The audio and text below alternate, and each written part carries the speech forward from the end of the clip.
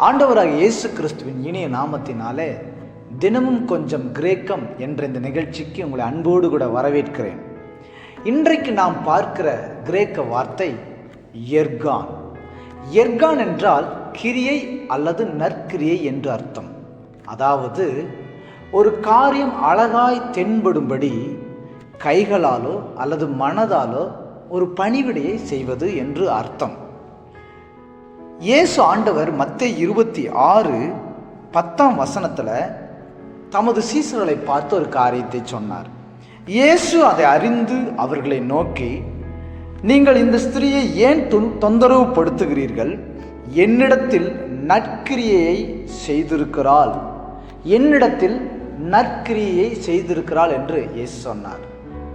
இதனுடைய பின்னணி நம்ம ஒருவேளை தெரிந்திருக்கலாம். ஒரு பெண் இயேசு அமர்ந்திருக்கும் பொழுது வெள்ளைக்கல் பரணி எடுத்து கொண்டு வந்து அதில் இருக்கிற தைலத்தை எடுத்து இயேசுவின் சிரசின் மேல் ஊற்றினால், இயேசு அதை பார்த்து என்னுடைய அடக்கத்துக்கு எத்தனமான நற்கிரியை செய்க என்று சொன்னார். அதாவது மரணத்தை நினைவு கூறுவது இயேசுவின் பார்வையில் அது ஒரு நற்கிரியாய் தென்பட்டது.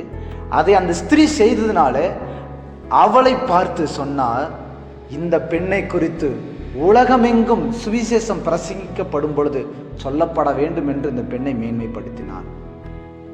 அதே போல நம்முடைய வாழ்க்கையில கூட நாம் சிருஷ்டிக்கப்பட்டிருப்பதின் நோக்கம், குறிப்பாக இயேசு கிறிஸ்துவுக்குள்ளாய் நாம் சிருஷ்டிக்கப்பட்டதின் நோக்கம் நற்கிரியை செய்வதற்காக என்று பவுல் எபேசு சபைக்கு எழுதும்போது எழுதுகிறார். எபேசு 2:10 இப்படியாய் சொல்லுகிறது, ஏனெனில் நற்கிரியை செய்கிறதற்கு நாம் கிறிஸ்து இயேசுவுக்குள் சிருஷ்டிக்கப்பட்டு தேவனுடைய செய்கையாய் இருக்கிறோம்.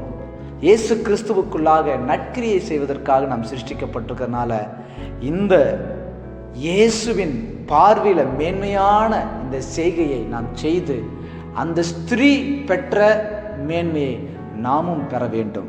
அதற்காகத்தான் நாம் கிறிஸ்துவர்களாக தெரிந்தெடுக்கப்பட்டிருக்கிறோம், முன்குறிக்கப்பட்டிருக்கிறோம். ஆகவே இந்த நாளில் கூட எர்கான் என்றால் நற்கிரியை என்று அர்த்தம். நாமும் இந்த பூமியில இயேசுவை பற்றி அநேகருக்கு சொல்லி இயேசுவின் சேவைகளை இந்த தேசத்திலே நம்முடைய செய்கைகள் மூலமாய் காண்பிப்போம், நற்கிரிகளை செய்வோம். அப்படி செய்தால் இந்த பெண்ணை கர்த்தர் மகிமைப்படுத்தியது போல நம்மை மேன்மைப்படுத்துவார். God bless you. நன்றி.